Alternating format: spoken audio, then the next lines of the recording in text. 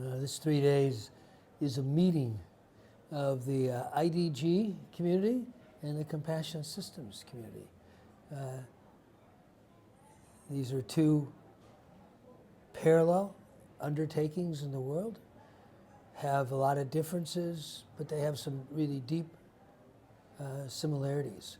So we're kind of here exploring how those similarities can take root. Well, an introductory workshop like this is by its nature a first step for a lot of people. Now, there are many people here who have a lot of experience with a lot of the basic tools and practices, but for other people, it's their very first time. So at one level, you know, it's introductory, but we often prefer the term foundations. We often call this type of workshop a foundations workshop, because in addition to getting a feeling of what practice is like with some of these tools, usually if it goes well, people get a little bit of an instinct, you know, a deeper insight into, oh, this is what this is all about. It's always hard to put that in words, because it's much more, maybe the simplest way to express it, like an inner awakening to something that we know but have forgotten. And when that gets awakened, it's very personal. So of course, it's experienced and expressed in different ways by different people.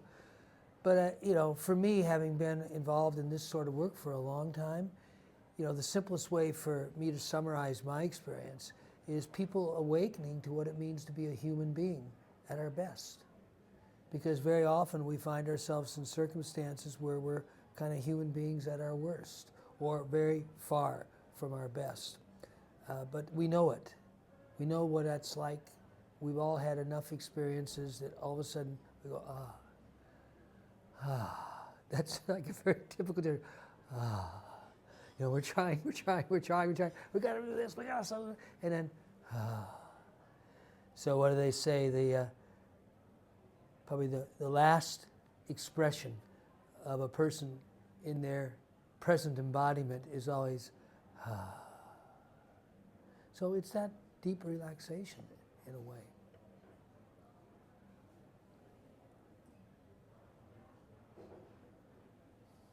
If you would like to say a few words, George, about the IDG framework, what would that be?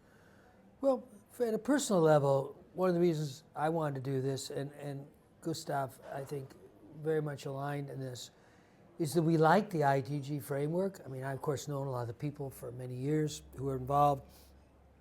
But until you're with the community of practice, you know, people actually trying to do it, people really kind of dedicating some part of their life to how do we bring this into the world, you don't really know what it means in practice, because words are not practice, ideas are not practice.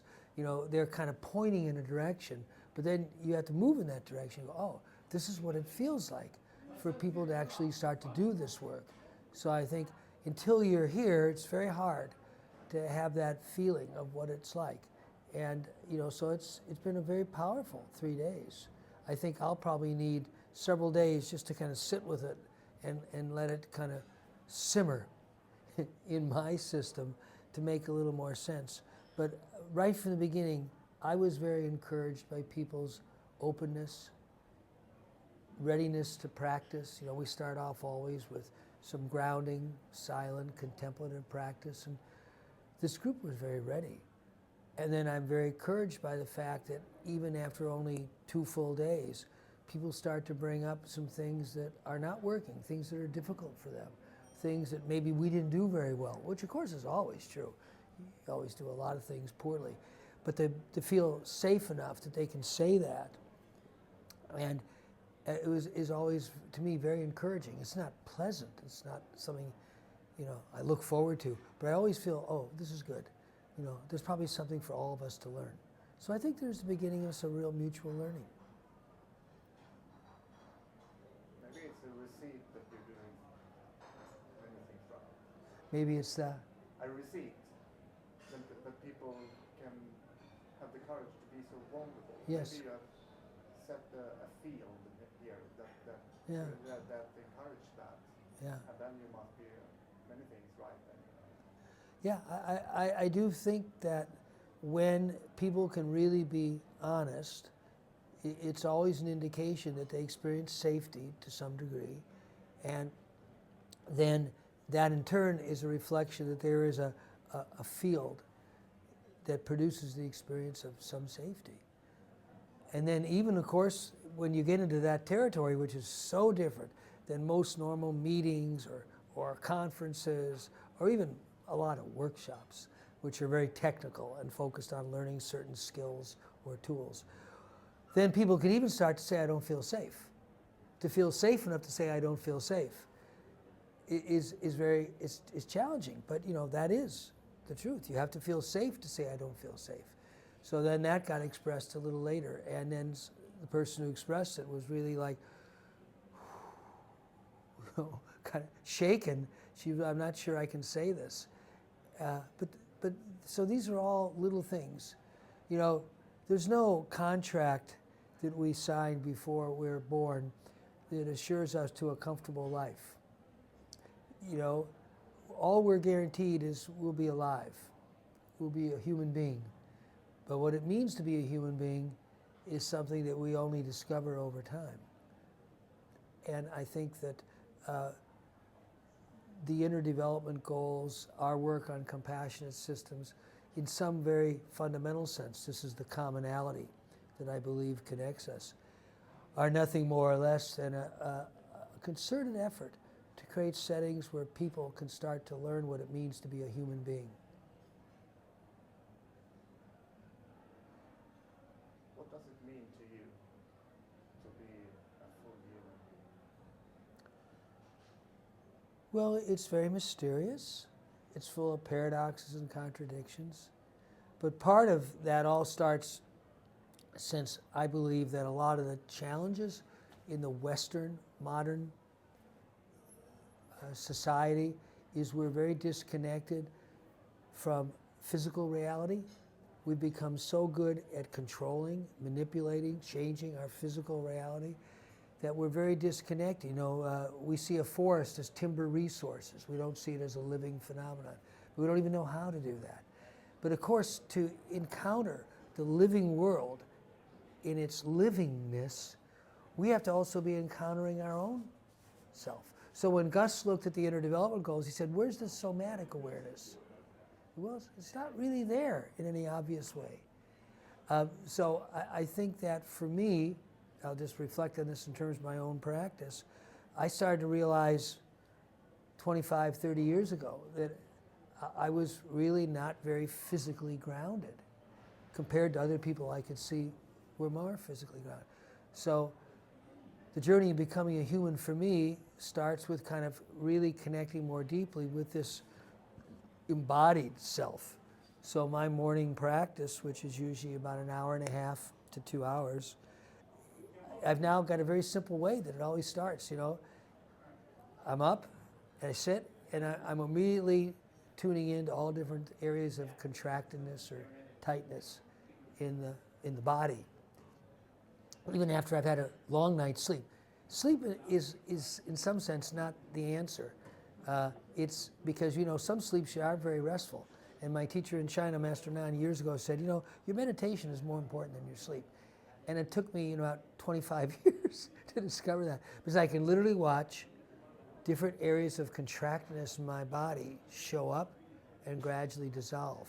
And as that process continues, I even find areas that I didn't know exist. Like I'll see a couple little muscles in the back of my eyeball that are just slightly tense. So it's like you're working through layers of tension and contractedness to get to subtler and subtler ones. And while that's happening, the breath is slowing and stopping. So one of the first things I started to notice in deeper meditation is the transformation of the breath. In the Chinese tradition, a Taoist tradition, they call it tempering the breath. And what that means is they have different breaths. My teacher in China once said, all these people do these breathing exercises. The only problem is they use the wrong breath. They use the respiratory breath. And when you really start to relax deeply, that slows, and virtually stops because there's deeper breaths. There's a term in Chinese, a shi breath, which is basically fetal breath. because, first 9 months of our life, we didn't have respiration. So when you start to really slow down, your body starts to go back to these deeper and deeper states of awareness. In the Buddhist tradition, in Chan, they often call it the cessation. The breath stops, the pulse stops, and eventually even the chi channels themselves stop moving. That's very advanced. But that process of cessation brings with it this very subtle expansion or softening of awareness. And that awareness is profoundly beautiful. I mean, beauty is a word that's almost secondary, but you're kind of aware of a body, but you're not in your body. You're aware of what's around you, but you have a very different relationship to it. So all of those to me are just illustrating that the dimensions or dimensionality of being a human being are way, way beyond what we're normally used to recognizing. So it's a great mystery. Beautiful. Thank you for sharing that more advanced part. Would you like to say something around your center for, what do you call it? System awareness? System awareness. Yeah. Can you say that word, the term, and then what Sure. it is? Just Yeah. shortly. Sure. So the Center for Systems Awareness is an NGO that's really, we call it now a community-based organization where the community is global. So it's very much in the spirit of a community-based organization. It really is about the community of practitioners really working to transform education.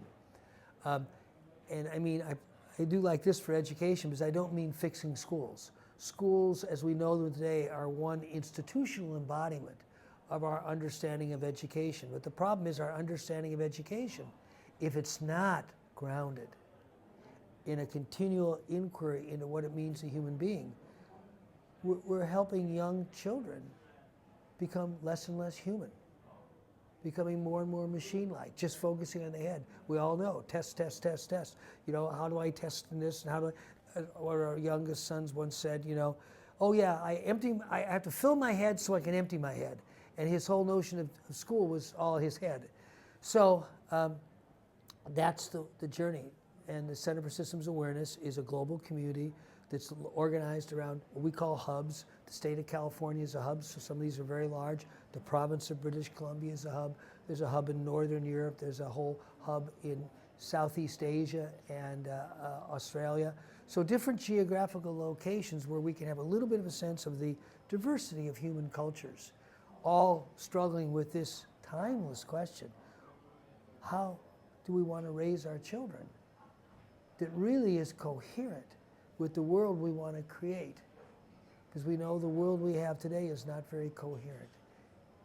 And we know that one level or another, if humans are to continue and if we're to flourish in any way, we have to really create different ways of living. All of that should be the questions at the root of education. Not that we have answers, but we hold those questions together. So working with a global community of educators, some work with kids out of school, some work in schools, some are at levels of very senior responsibility, ministries in education, down to kind of teachers and principals, but many work in the whole field, in community.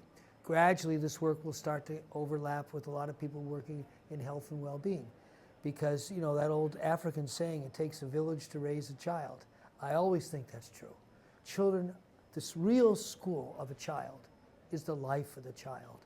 The real teachers of the child are all the adults in the child's environment. So in that sense, how do we reconnect with this profound responsibility we share collectively, and we know it in our hearts, for the well-being of our children, and how we can do our best to put them on a path or help them find their own path to really contributing in the world that we want to create, not the world we have today.